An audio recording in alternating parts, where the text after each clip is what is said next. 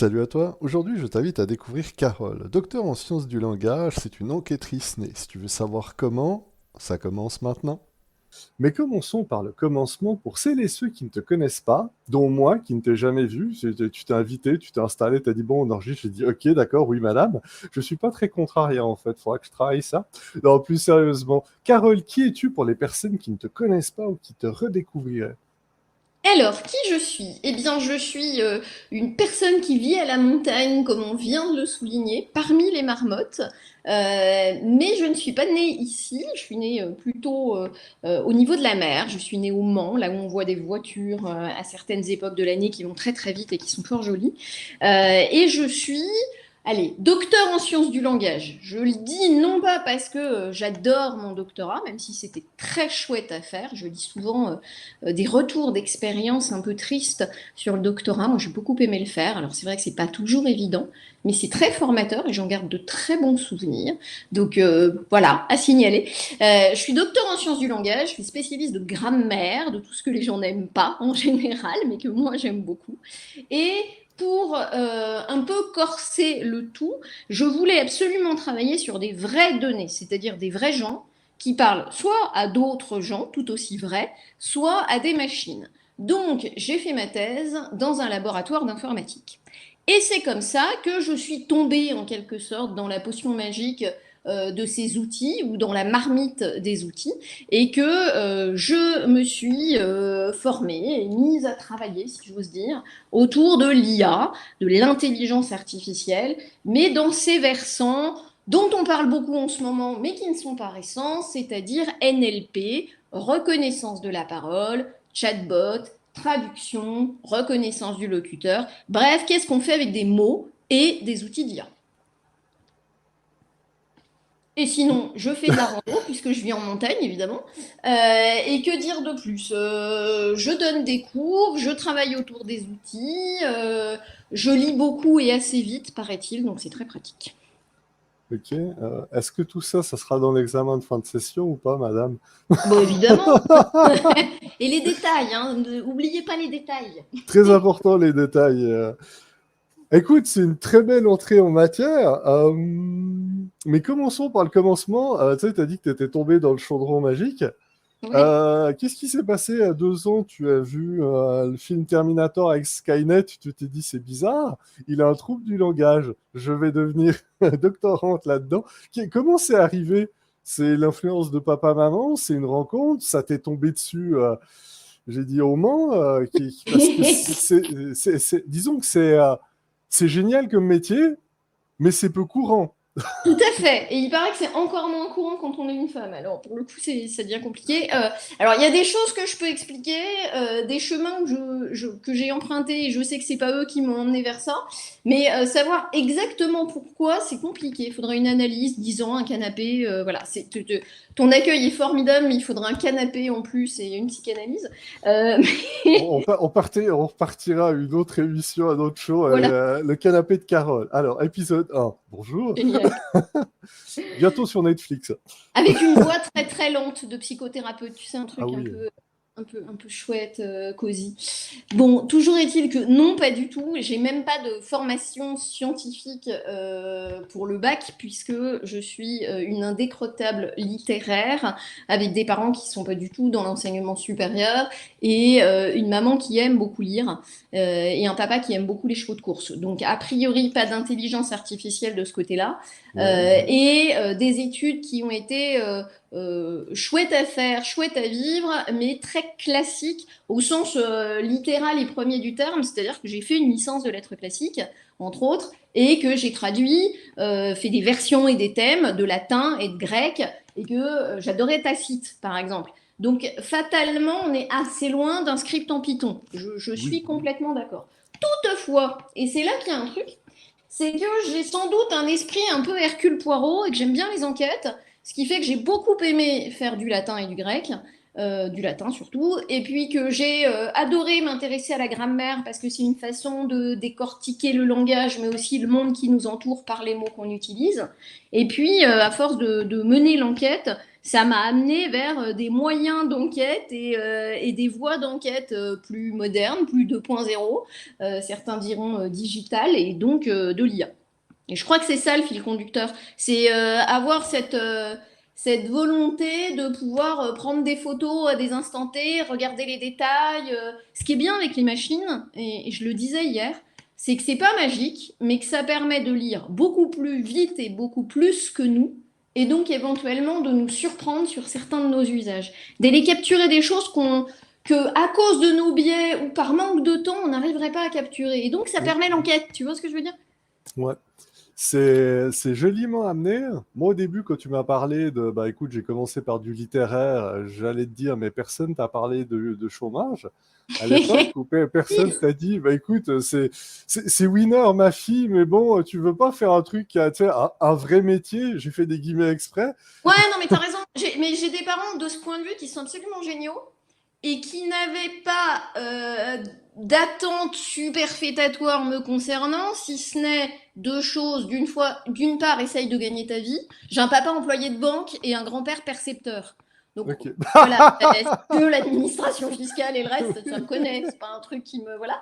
Donc il y a quand même deux, trois nécessités de amour et eau fraîche, c'est cool, mais quand même, tu risques de trouver ça un peu dur. Et on ne t'aidera pas plus que ce que l'on peut et ce qu'il devient admissible de faire. Donc, par exemple, j'ai bossé en tant qu'étudiante dans des librairies, j'ai fait des tas de choses. Donc, vraiment, il y avait ce côté, oui, ça serait bien que tu aies un job qui te finance quand même, ma cocotte.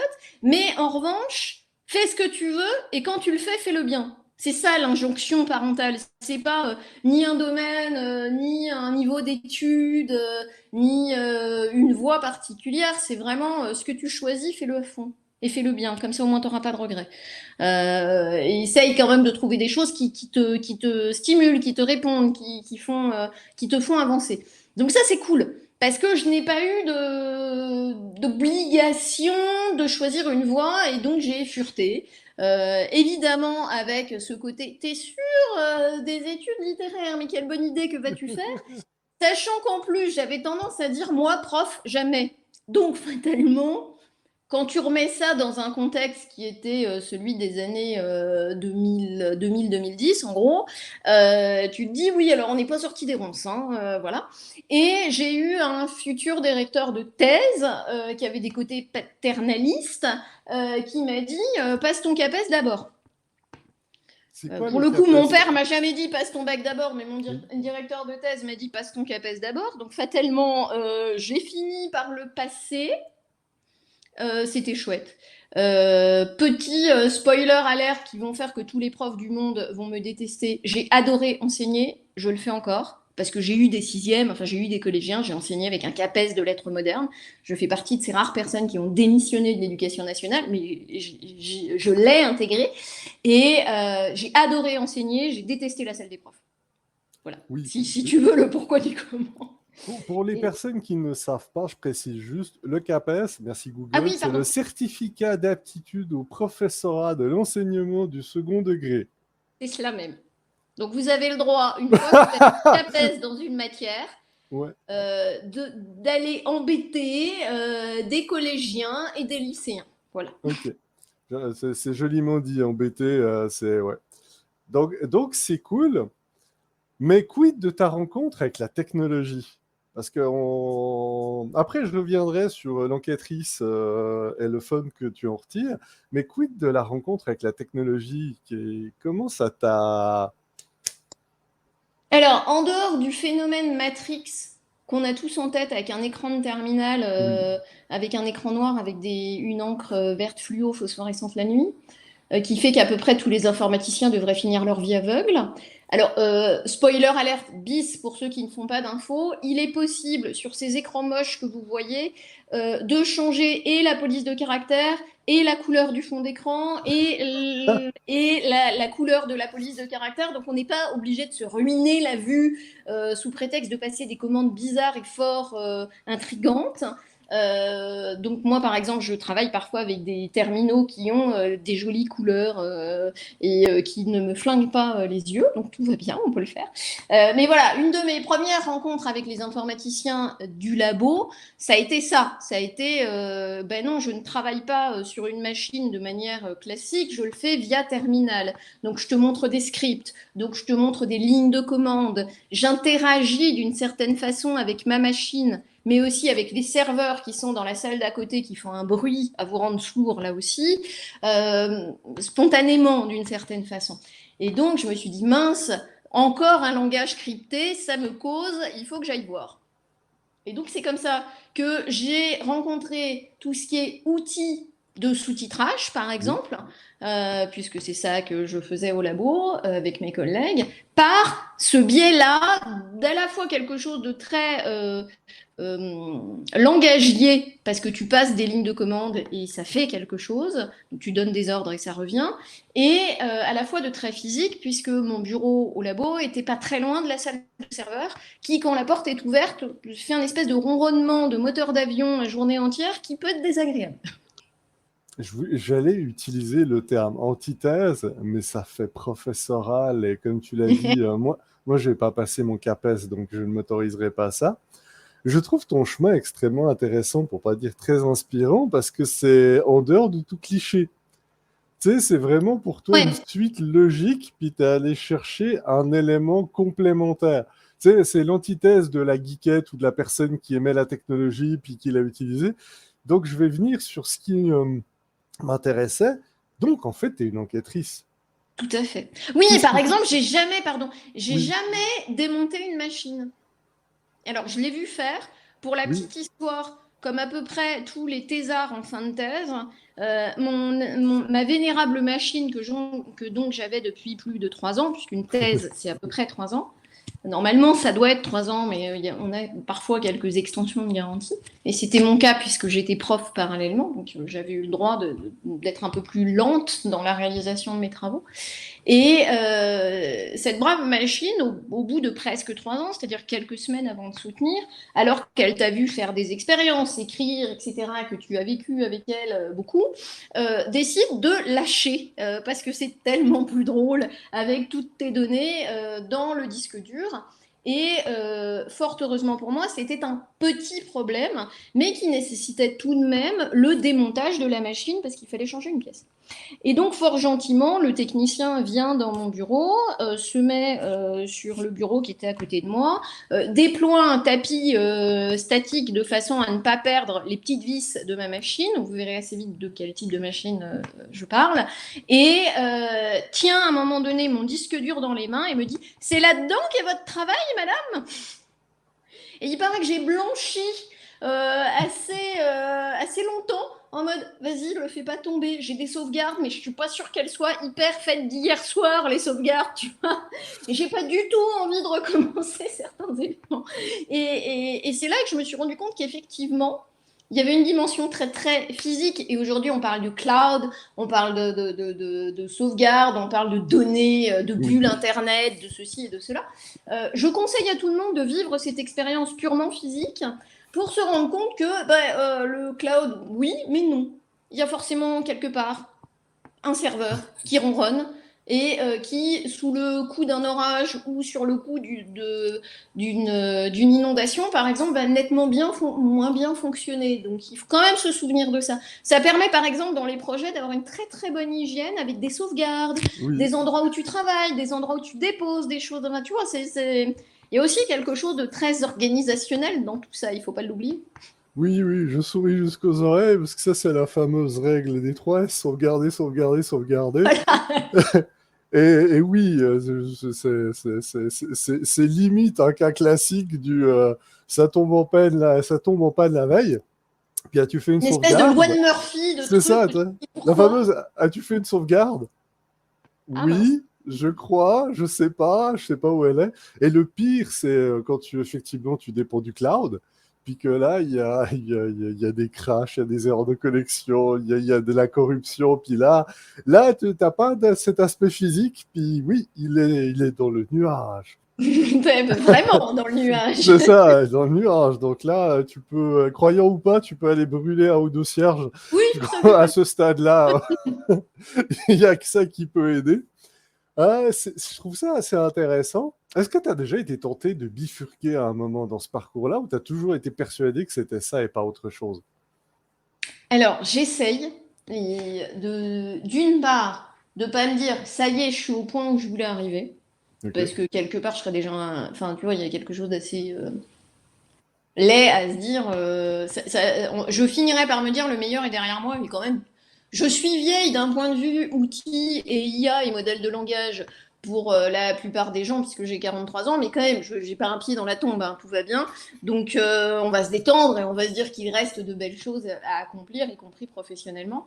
Et je le vis plutôt par rapport à un historique, c'est-à-dire que ce fil conducteur, j'y tiens vraiment, c'est-à-dire qu'il y a eu des parcours différents, puisque entre mes études, le moment où je rentre au labo, le moment où, après ma thèse, parce qu'un jour j'ai soutenu, suspense insoutenable pour nos auditeurs, oui, je l'ai eu un 21 septembre, il faisait très beau, et je peux vous assurer que c'est une très belle journée, parce que s'il y a des doctorants qui nous écoutent, vraiment le jour de la soutenance, vous avez une espèce, à la fin des 45 minutes de présentation, puisque c'est ça en France, vous présentez vos travaux pendant 45 minutes, et puis après il y a les questions du jury, mais avant les questions du jury et après votre présentation, vous avez une espèce de ça y est, c'est fait en lettres de feu qui apparaît au fond de la salle, réellement. On me l'avait dit, mais c'est vrai, tu le vois le truc. Tu fais ça y est, c'est fait, job done.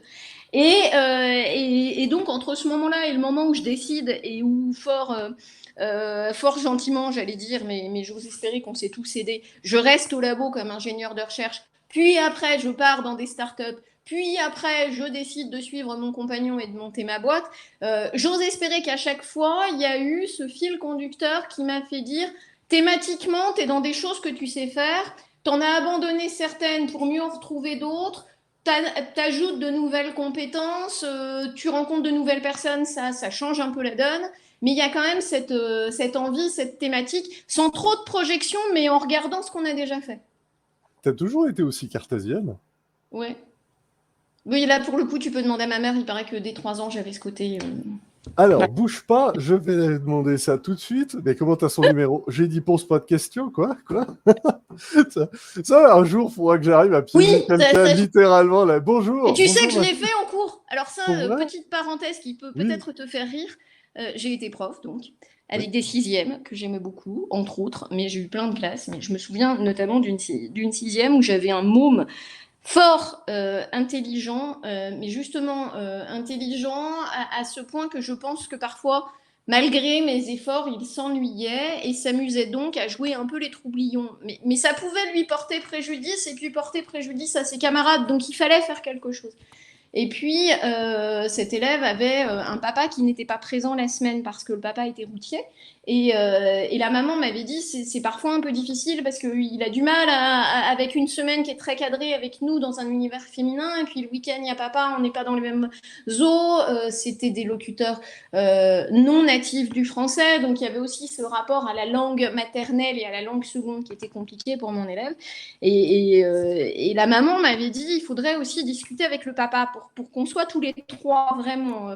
Et un après-midi, j'avais dit à la maman bah, ok, donnez-moi le numéro de téléphone du papa, je verrai ce que je peux faire. Et puis un après-midi où l'élève en question devient pénible et puis je suis sa prof principale. Vraiment, il n'a pas de bol.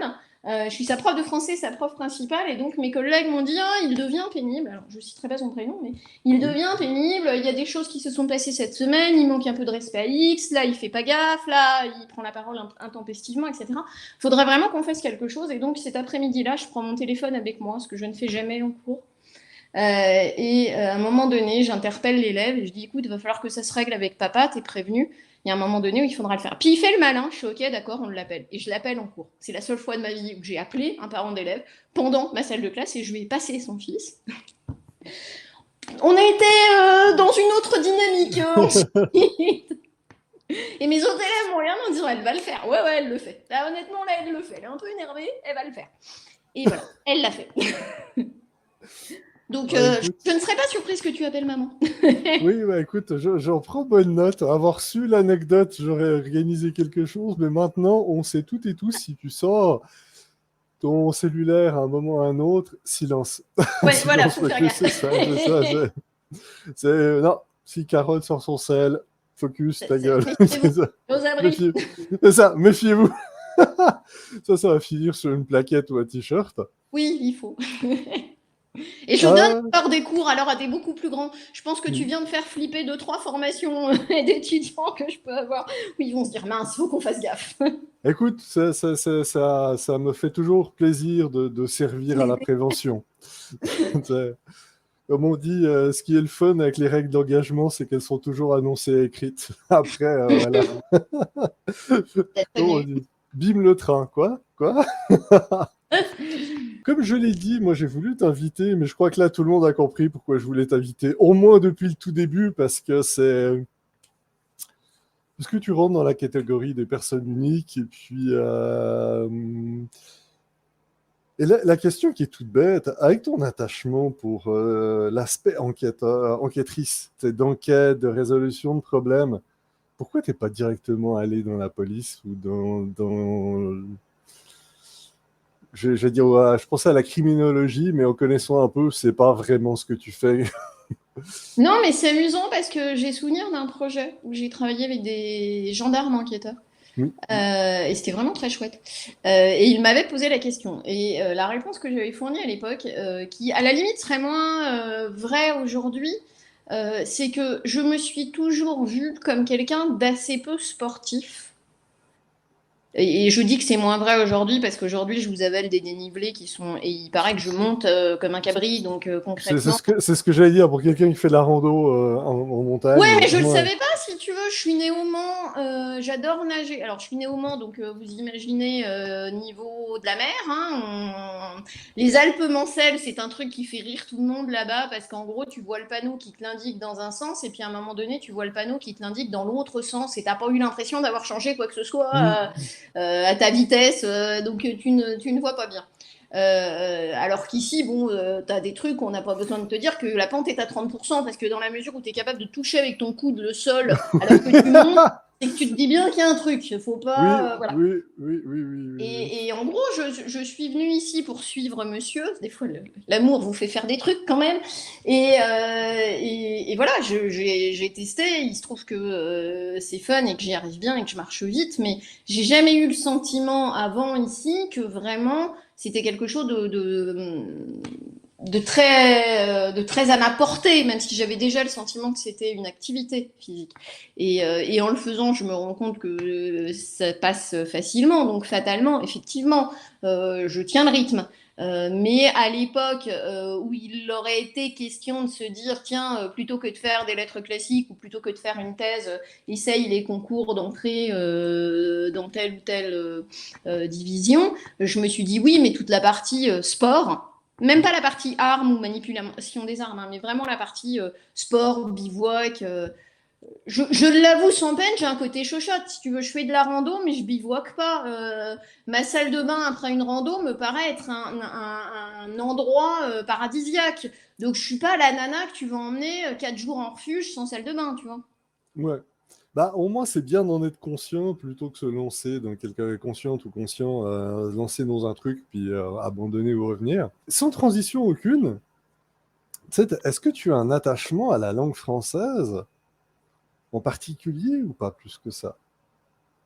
En particulier, forcément, parce que la parlant beaucoup, comme vous pouvez vous en rendre compte, lisant beaucoup et ayant eu une maman, comme je le disais, qui lisait beaucoup, j'ai forcément un espèce de foisonnement de cette langue-là. C'est ma langue maternelle et même si j'en parle d'autres plus ou moins bien, j'ai une aisance en français qui fait qu'elle me questionne. Parce que plus rapidement que dans d'autres langues, je me dis, tiens, ça, c'est pas tout à fait synonyme. Ça, alors que tu vois, dans d'autres langues, comme l'anglais ou l'italien ou l'allemand, quand tu veux, je vis à côté de l'Italie pour l'italien, et donc régulièrement, je vais par exemple manger ou visiter des musées en Italie, et concrètement, j'obtiens à peu près ce que je veux, mais on sent bien que je suis pas fluente. je n'irai pas jusqu'à un délire de précision avec des autochtones. À Venise, quand j'arrive à demander mon chemin, je suis hyper fière de moi. Enfin, voilà. Donc, ce côté limité dans la pratique fait que, effectivement, j'ai un attachement au français parce que j'en vois les différentes facettes et que ça m'est facile. Après, je suis la première à dire que j'aime pas dire que le français est plus ou moins cela. Alors, je le dis de manière objective enfin, j'espère objective, sur des éléments de grammaire. Je vais par exemple t'expliquer que le français est une langue qui est très fondée sur le contexte, sur la morphosyntaxe, là où l'anglais est une langue très lexicale. On a plusieurs mots et on identifie les mots dans des contextes des mots par le mot lui-même et pas par ce qui voisine. Donc voilà, mais oui, j'ai un attachement à la langue française. J'ose espérer que c'est pas aussi aveuglément qu'on pourrait le croire pour une langue maternelle, quoi. C'est pas parce que c'est ma langue maternelle que je m'y intéresse autant. Ben, un grand merci pour ce partage. Je veux dire, vous pouvez retrouver sa présentation et son atelier en lien dans la description et dans les commentaires. Non, je te posais la question parce que dans pas mal de régions dans le monde, dont le Canada français et puis le Québec, il y a cette lutte justement de langue minoritaire, puis d'essayer de la faire survivre. Mais souvent, j'ai cette discussion ou ce débat interne ou avec d'autres personnes en disant qu'on est arrivé à une époque de maturité ou de globalisation où bien souvent, comme tu disais, bah, ton élève, bah, la langue française n'est pas sa langue première, mais souvent on se retrouve avec des gens, souvent des plus jeunes, qui parlent 3, 4, 5 langues, mais en fin de compte, ils parlent 3, 4, 5 langues. Tu sais, la maîtrise fluente ou la maîtrise parfaite, ben, en fait, ils ne l'ont pas vraiment, ou ils sont en train de se créer, j'aime pas le terme novlangue, mais ils sont en train de se créer une nouvelle langue un peu populaire, où selon ce qu'ils veulent dire, ils vont utiliser telle formulation, tel élément, puis ils arrivent à se comprendre entre eux. Qu'est-ce que tu penses de cet état, je veux dire état de fait, mais de ce postulat-là? De toute façon, la langue évolue. Je fais pas partie des linguistes qui ont un positionnement hyper normatif. Ok. Qu'est-ce que je veux dire par normatif? C'est comme ça que c'est marqué dans le Becherel, ou c'est comme ça que c'est marqué, ou c'est comme ça qu'on le vit depuis 10 ans, donc c'est comme ça qu'il faut le dire. Il y a évidemment des choses qui font saigner mes oreilles, du type palier A. Généralement, je te regarde avec un œil torve si tu dis palier A. Il y a un truc qui me... C'est pas ça qu'on dit. Voilà. Mais bon, typiquement, moi qui travaille avec des outils d'IA, dans les corpus d'apprentissage, on voit davantage palier au manque que palier le manque. Et donc, fatalement, par un effet d'apprentissage statistique, le système, y compris dans la génération, parlons de ces LMM, va générer un palier haut parce que c'est ce qui est le plus usité et donc, a priori, le plus stable à un instant T d'usage. Donc, je le sais et je vis avec et ça m'amuse de remarquer certaines choses. Il y a certains trucs que je trouve moches, mais j'ose espérer que je suis capable de ce pas de côté en me disant, toi, tu le trouves moche, mais fais pas ta vieille conne, c'est ce qu'on utilise. De là, l'utiliser moi-même, oui et non, je sais pas, peut-être à force. Mais il y a certaines choses sur lesquelles je suis une irréductible gauloise et sur lesquelles, non, je continue à dire palier le manque et mince. Sur les usages du subjonctif, je dois être un petit peu plus lâche. Je dois faire des choses qui sont pas toujours grammaticalement correctes. Mais voilà, c'est aussi ça mon boulot et c'est ce qui m'amuse. J'aime beaucoup travailler avec des modèles de langage. Cette fois-ci, pas génératif, mais où je m'en sers comme analyse pour, par exemple, comparer du français d'époques différentes, de locuteurs différents, voir le degré de pénétration, c'est pas très joli de le dire comme ça, d'un mot dans une langue, et tout ce que tu disais autour de la novlangue ou de différentes langues avec un S, tout en ayant le même bain commun, et bien on peut essayer de le mesurer, c'est amusant. De voir que Covid a laissé certains usages dans nos vies, qu'aujourd'hui, quand tu dis un cluster, les gens pensent à Covid et ne pensent pas à un cluster de locuteurs, c'est-à-dire un regroupement de locuteurs pour savoir qui sont ces gens, etc., etc. Donc c'est ça qui est amusant aussi à voir évoluer. C'est que c'est une façon d'évoluer. Ce que je peux te dire de ce que je remarque, c'est que j'ai l'impression que ça va de plus en plus vite. Je parle souvent... Je m'explique quand je dis vite. Je parle souvent de date de péremption des corpus. Pourquoi? Parce que quand tu as un corpus, l'essentiel quand tu fais des outils d'IA, c'est que ça serve à quelqu'un. Sinon, Oui. ouais, il y a des très beaucoup de marketing d'OpenAI et autres qui Oui. c'est parfait, mais j'aime bien, moi, quand je fais des outils à plus petite échelle, me dire qu'il y a au bout de la chaîne un utilisateur à qui ça simplifiera l'existence à un moment donné de sa vie, et c'est pour ça qu'on le fait. Et d'un coup, comme on veut lui simplifier la vie, ce brave individu, on essaye de faire en sorte de prendre en compte le cas d'usage, ses usages langagiers à lui, et donc de mettre dans le système des données d'apprentissage qui sont en lien avec cet usage futur, ou ce qu'on en pense du moins, on essaye. Et on voit que quand on met des vieilles données qui ont plus de 10 ans dans un système, je parle du texte, Oui, du oui, texte ou des mots, mais pas d'image, du texte et des mots, même si à mon avis avec l'image, les spécialistes diraient un peu la même chose que moi. Mais pour des mots, tu vois que si tu mets un vieux corpus issu de journaux il y a 30 ans, ton système de sous-titrage pour aujourd'hui et maintenant, il sera mauvais. Parce qu'on a changé nos usages, on a changé la façon de dire les choses, la grammaire, le nombre de mots dans une phrase, ce qu'on utilise comme substantif, ce qu'on va faire. Et donc, fatalement, le système, il n'est pas en phase avec ce pourquoi on l'utilise, donc ça marche moins bien. Ce qui fait que je parle souvent de date de péremption des corpus. Prenez pas des données qui ont 50 ans si vous voulez faire un truc sur une population ici et maintenant. Sinon, ça va moins bien marcher.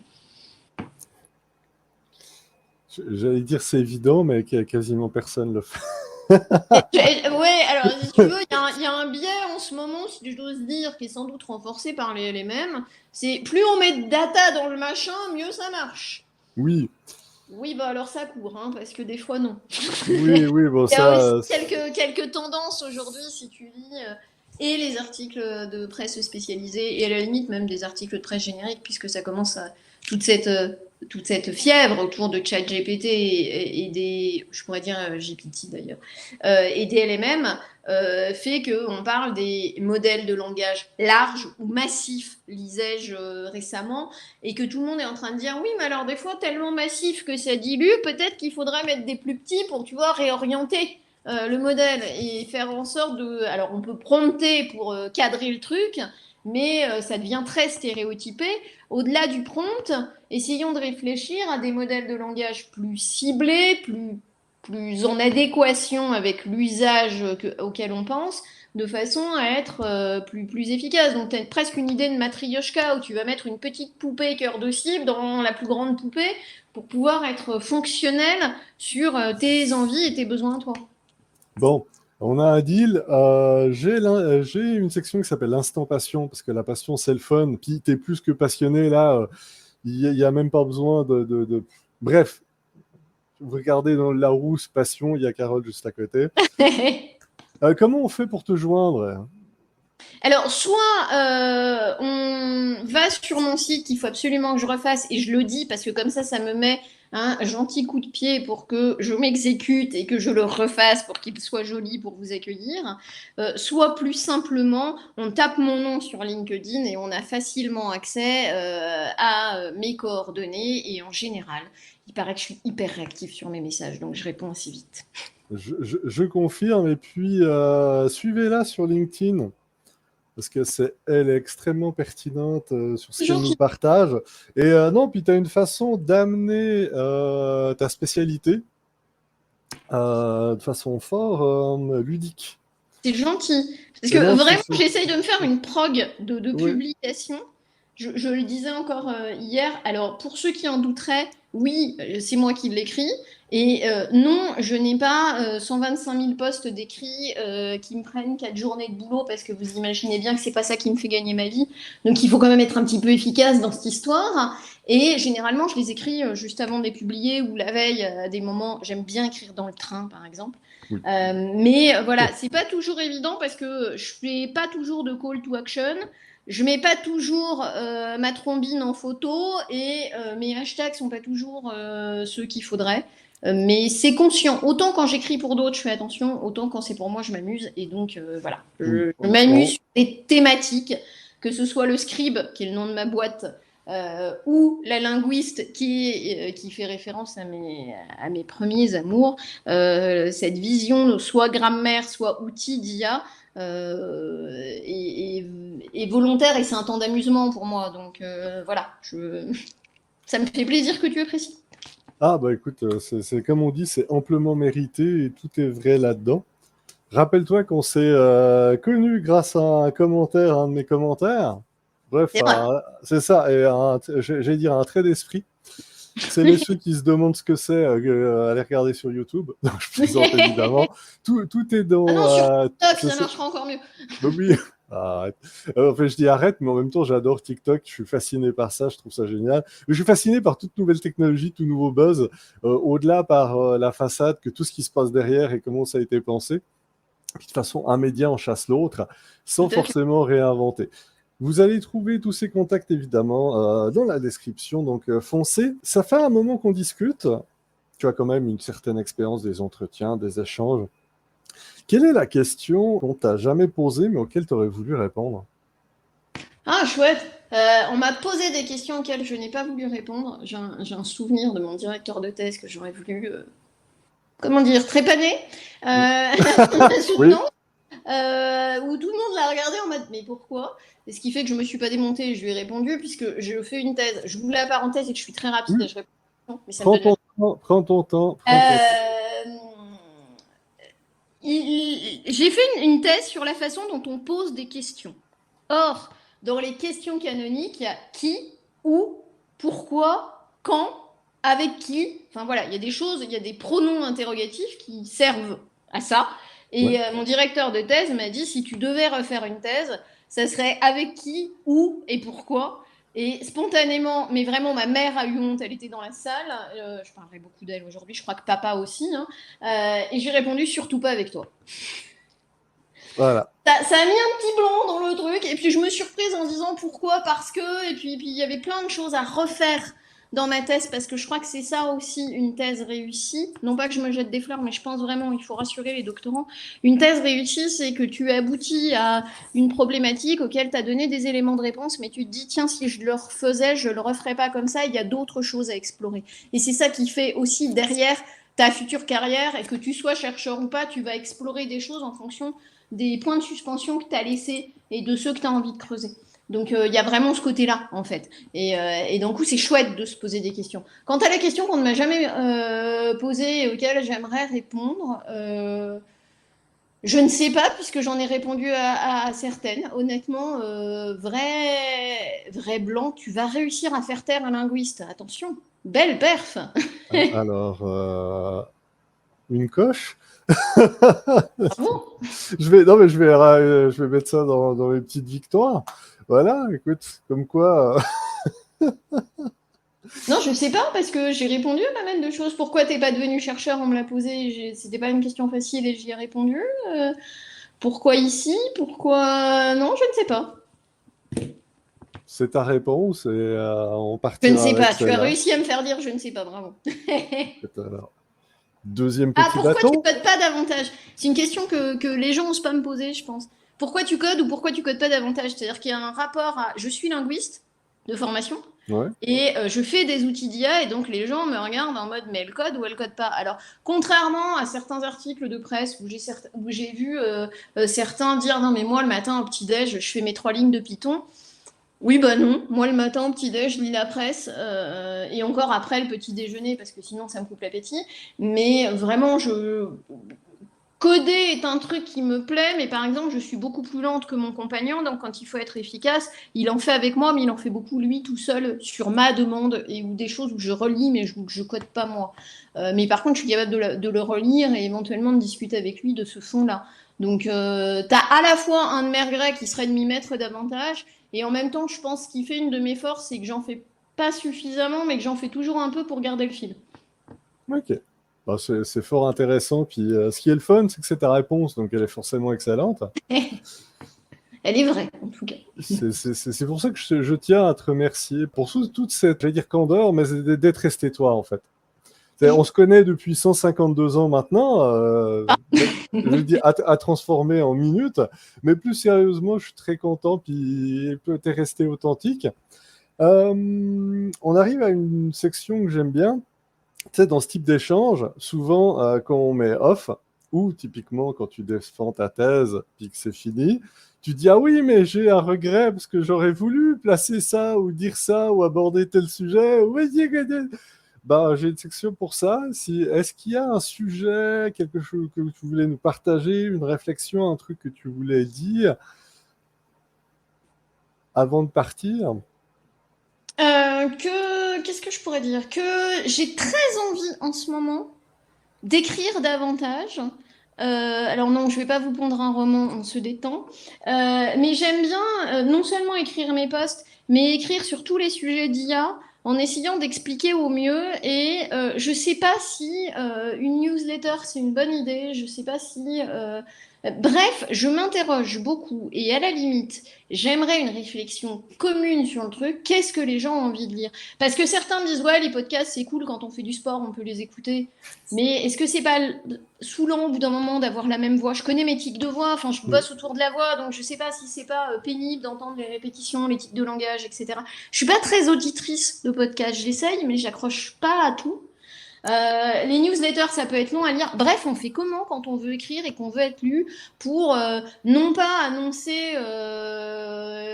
ChatGPT, la formation bullshit du siècle, mais pour essayer de discuter sur c'est quoi vos questions et comment je peux vous aider à y répondre.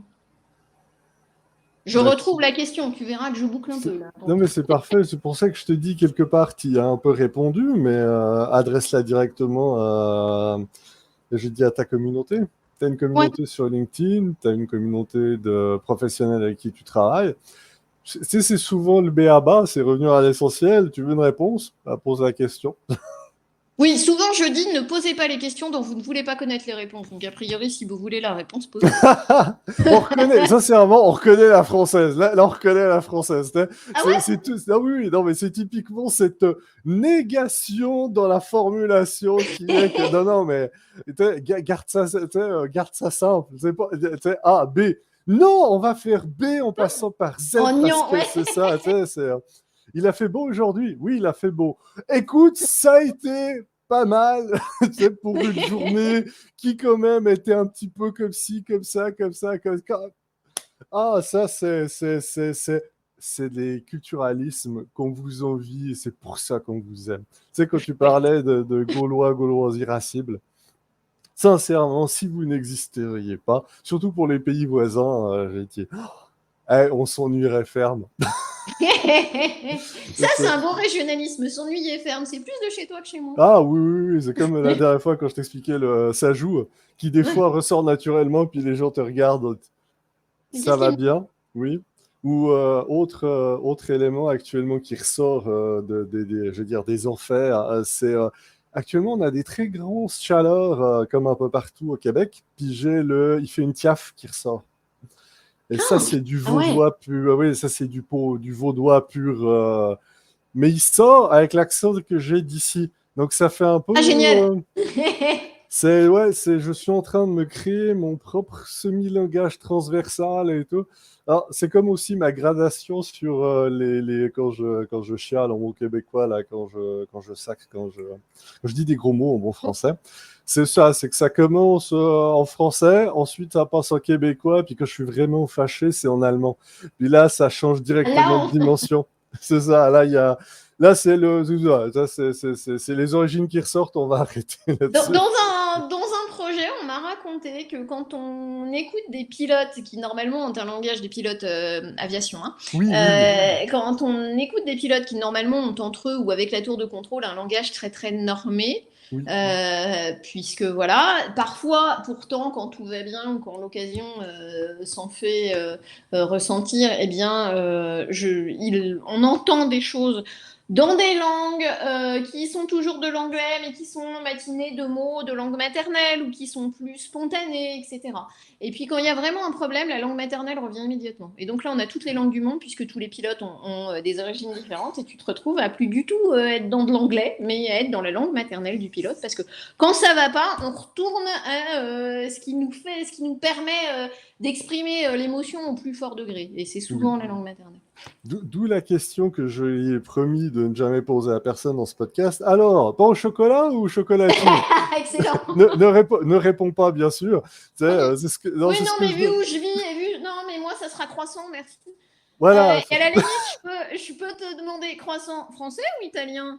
Parce que autant j'adore mes voisins italiens, autant est-ce qu'on pourrait m'expliquer pourquoi on met de la confiture dans un croissant et qu'on recouvre le tout de gelée de sucre, s'il vous plaît? Ouais, mais ça, moi, moi qui ai un petit peu voyagé, c'est ce que je résume. C'est ce qu'on appelle le régime méditerranéen. Je veux dire, c'est une fourberie, une flibusterie. Je veux dire, on parle de gens qui, c'est ça, dans les pâtisseries, rajoutent quoi? Plus de sucre, plus de gras, plus de crème. Je dis, il n'y a qu'en Méditerranée où tu dis, bon, bah écoute, on a du pain, bon, on va manger des pâtes. Puis qu'est-ce qu'on pourrait mettre avec ça? Bah, 2 tonnes de sauce. Puis qu'est-ce qui irait bien avec ça? Bah, des patates, de la viande, des télapies, sont où les légumes? Les quoi? Les trucs verts, verdurés en Italie. tu rajoutes. Puis pour celles et ceux qui boivent, bah voyons donc, on va se faire 2-3 bouteilles là-dessus. Puis après, tu te dis, mais ces gens vont à la plage. Oui, ils vont à la plage. Ils font pas 300 livres. Et puis tu te dis, la vie est injuste. En fait, c'est une arnaque. Non, mais tu sais, c'est le genre de truc totalement fou. Mais en même temps, tu vis des deux bons côtés de la frontière, je te dirais. Je me plains pas, hein, tout va bien. J'y vais pour les pâtes, je mange pas toujours le croissant. Sauf peut-être quand il est à la crème de pistache, parce que quand même, c'est pas si mal. Ouais, là-dessus. Écoute, un grand merci. Je dis, faut vraiment que je rentre en Europe, moi, à un moment. Je dis, je rentre, faut vraiment que je fasse mes emplettes en Europe, en fait. Oui, voilà. Faut qu'on... Ça fait longtemps que j'ai pas pris 30 kilos pendant 20. Une ou deux randonnées, tu élimines, tout va bien. Ah, bah oui, bah écoute, c'est ça, tu sais, le deal à l'interne. Écoute, tu vas marcher jusqu'au petit chalet pour faire ta raclette fondue, puis voilà, tu vas descendre de la montagne. En roulant. Hein, c'est ça, là-dessus. Puis arriver en bas, bah écoute, vu que tu as marché, puis tout, bah écoute, on va se faire un bon resto, une bonne planchette, hein, ou un bon, non. Prochaine fois, je vais contacter l'Office du tourisme italien. Les deux, on le vend très bien. Oui, faisons cela. Écoute, il n'y a point de bonne compagnie qu'il se quitte. Comme je te l'ai dit, je pourrais t'écouter pendant des heures. Tu as une vie passionnante, tu es passionnante. Et surtout, tu as cette force-là de réussir à rendre ce qui pourrait être un petit peu rébarbatif extrêmement captivant, en fait. Puis surtout, j'entends audible pour la majorité des personnes, puis que ça fasse sens. Donc, j'invite vraiment tout le monde à intéressez-vous, suivez-la, n'hésitez pas à lui donner de la force, même si là on n'a pas besoin, puis que voilà. Non, mais c'est toujours chouette. Comme on dit, elle monte, elle descend les rochers comme un cabri, les montagnes comme un cabri, elle a besoin de rien. Un grand merci pour ta sincérité, un grand merci pour ce moment-là, et puis c'est sûr qu'on va se reparler, que tu vas peut-être repasser dans un podcast ou dans un autre épisode. Personnellement, j'ai déjà hâte de te lire les prochaines publications. Et sur ce, je te laisse le mot de la fin, à toi de jouer. À la prochaine, alors. Et voilà, c'est déjà fini. Un grand merci à toi pour ton écoute. Bye bye.